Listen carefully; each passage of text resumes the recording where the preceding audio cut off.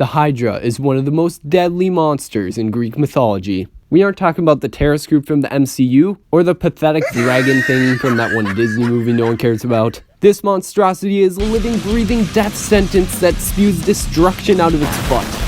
This big beast is basically a dragon with 9 heads, but here's the catch. If you cut one of the heads off, 2 grow in its place. So if you chop off all 9 of its heads, 18 heads would grow in its place, and you'd pretty much be screwed. On top of that, its saliva is highly toxic and would pretty much kill you on impact. Oh yeah, and I should also mention that its blood is toxic as well. Literally, the only person to defeat this monster was Hercules, and he still needed help from a friend to cauterize the wounds of the Hydra in order to keep the heads from growing back. You may be wondering, how did a monster like this come into existence? Hydra is the offspring of Typhon and Echidna. According to Britannica.com, Typhon was described as a grisly monster with 100 dragon heads who was conquered and cast into the underworld by Zeus. And Echidna was a half-serpent, half-woman who brought quite a few other mythological monsters into the world besides Hydra. Zeus's wife Hera treated Hydra like a pet and trained it to kill anything it sees, so if you're gonna blame anyone for causing Hydra to be so destructive,